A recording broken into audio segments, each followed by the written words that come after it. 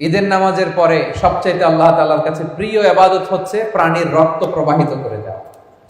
এবং বিষ্ণু ইসা ইসলাম বলেছেন কিয়ামতের দিন এই প্রাণী তার শিং, তার চামড়া, তার পশম নিয়ে বিশাল সওয়াবের পাহাড় হয়ে দাঁড়াবে। পড়েন আল্লাহু আকবার।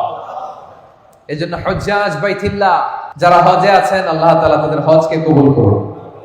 আমরা যারা কুরবানি করছি, আল্লাহ তাআলা আমাদের কুরবানিকে কবুল করুন। এই কুরবানি এটা হতে হবে হালাল উপার্জন থেকে। ইন্নামা ইয়াতাকাব্বালুল্লাহু মিনাল মুত্তাকিন, তিনি শুধু মুত্তাকিদের পক্ষ থেকে কবুল করেন, হালাল থেকে তিনি কবুল করেন।